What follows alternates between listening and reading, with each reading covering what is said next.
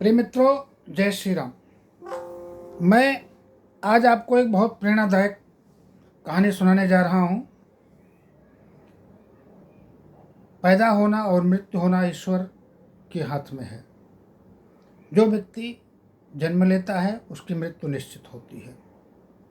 लोग कोई ख़त्म हो जाता है, प्राणांत हो जाता है, स्वर्गवास हो जाता है तो उसके बारे में सोचते हैं कि ऐसा हो गया वैसा हो गया।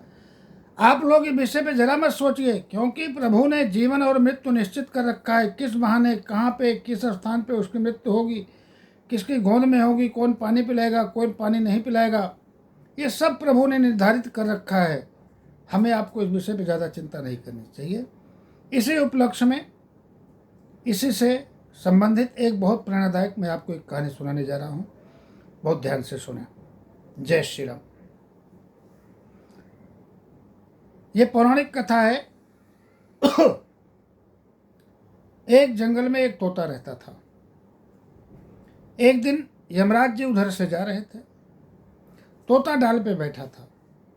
यमराज जी ने तोते को ध्यान से देखा और हंसने लगे, मुस्कुरा दिए। तोता बहुत भयभीत हो गया। तोते ने सोचा, यमराज जी ने मुझे बहुत ध्यान से देख के और मुस्कुराया है, इसका मतलब कोई संशय जरूर है। तोता पक्षियों के राजा गरुड़ के पास गया। गरुड़ जी से हाथ जोड़ के निवेदन किया, अभिवादन किया, प्रणाम किया। गरुड़ जी ने पूछा कि बताइए कैसे हो। उसने कहा सब कुछ तो ठीक है, लेकिन एक बहुत मन में भय पैदा हो गया है। बोले कैसे?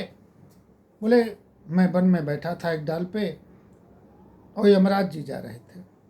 यमराज जी ने मुझे देख के एक बहुत संदेहास्पद हंसी की, जिससे मुझे तब से बहुत डर हो गया है कि कहीं कोई मेरे बारे में कुछ यमराज जी सोच तो नहीं रहे हैं। गरुड़ जी ने कहा कि आप भयभीत मत होइए, आप मेरी पीठ पे बैठिए, मैं आपको बहुत दूर 7 समुद्र पार छोड़ आता हूँ। तोते को पीठ पे बैठा लिया और 7 समुद्र पार एक पहाड़ी पे गुफा थी, वहाँ पे ले जाके उसको बैठा दिया कि अब यहाँ पे आपको कोई भय नहीं है, यहाँ आप रहिए। अब जाके हम यमराज जी से सब पूछ के आते हैं कि ऐसे क्या बात थी जो आपको देख के हंसने लगे। गरुड़ जी यमराज जी के पास गए और यमराज जी ने गरुड़ जी को देखा कि आगमन हुआ है गरुड़ जी का।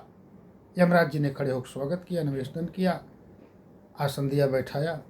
उसके बाद आवभगत के बाद पूछा कि अब बताइए कि आपके आने का कारण क्या है, आगमन किस हेतु हुआ है, सो आप हमसे बताइए। गरुड़ जी बोले कि यमराज जी, मैं आया हूँ आपके पास कि वन में एक तोता रहता है जो मेरा मित्र है। आप उसको देख के हंसने लगे, तब से वो बहुत भयभीत है और उसने मुझसे आके कहा कि आप पता करिए कि यमराज जी कोई मेरे बारे में कोई विचार तो नहीं कर रहे हैं, प्लान तो नहीं बना रहे हैं। मुझे देख के जब से हंसे हैं तब तक मुझसे रहा नहीं जा रहा, बहुत मैं भयभीत हूँ, कहीं अच्छा नहीं लगता। यमराज जी ने कहा कि गरुड़ जी, आप बहुत अच्छी बात पूछ रहे हो।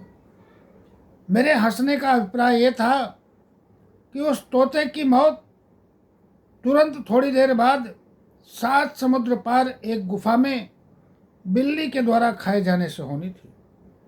मैं प्रभु के ऊपर हंसने लगा कि प्रभु, ये तोता इतनी दूर बैठा है कि 7 समुद्र पार उस गुफा में पहुंचेगा कैसे जहाँ पे इसको बिल्ली खाएगी।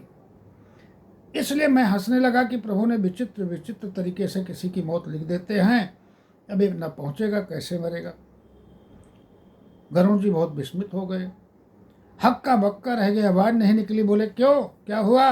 गरुड़ जी ने कहा कि यमराज जी, उस तोते को तो मैंने अपनी पीठ पे बैठा के 7 समुद्र पार एक गुफा में बैठा आया हूँ। बोले हाँ, मृत्यु देखो कितनी निश्चित है कि उसी गुफा में वह बिल्ली उसका इंतजार कर रही है जहाँ वो तोता जाएगा और बिल्ली के द्वारा खा लिया जाएगा। इतने में तोता की आत्मा वहीं गरुड़ जी के पास आ पहुंची और बिल्ली के द्वारा तोता खा लिया गया।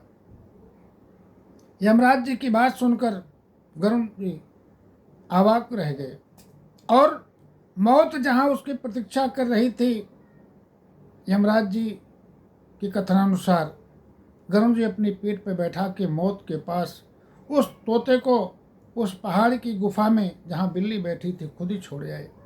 उसके बाद यमराज जी से आके मिले। तो मित्रों, हमें आपको ज़्यादा सोचना नहीं चाहिए। जिस बहाने जिसकी मृत्यु है वो उसी बहाने से होगी। कभी किसी की मृत्यु ऐसी जगह होती है जहाँ परिवार के सब लोग रहते हैं, कभी ऐसे हो जाती है कि परिवार के सब लोग हैं और व्यक्ति लेटरिन में बाथरूम में गया, आधे घंटे से मरा पड़ा था, बाद में लोग देख पाते हैं। किसके हाथ से किसको पानी पीना लिखा है, किसको नहीं लिखा है, कौन मरते समय उसके समीप रहेगा, कौन नहीं रहेगा, किसकी गोद में वो व्यक्ति प्राणांत होगा और कौन उससे बहुत दूर रहेगा, ये विधि का विधान है। जो विधना ने लिख दिया, किसी मनुष्य के किसी भी जीव के जन्म के पूर्व भगवान 6 दिन उस जीव को उत्पन्न करने पर विचार करते हैं, तब उसके मृत्यु और जीवन की रचना होती है। जो विधना ने लिख दिया, छठी रात की यंत्र राई भटे बढ़े न तिल घटे, रह रहे जीव निशंक। इसलिए हमको आपको प्रभु को ध्यान में रखना चाहिए। मृत्यु निश्चित है और धर्म ही सत्य है, इससे हमको कोई पीछे नहीं हटना चाहिए। ये एक बहुत प्रेरणादायक कहानी मैंने आपको सुनाया। अगर मेरे द्वारा बताई गई कहानियाँ आपको अच्छी लगती हों तो आप मेरे चैनल को सब्सक्राइब जरूर करिएगा, लाइक करिएगा और अपने मित्रों में भेजिएगा भी, और सब्सक्राइब करने के लिए निवेदन भी करिएगा। आपकी बहुत कृपा होगी। जय श्री राम। इति।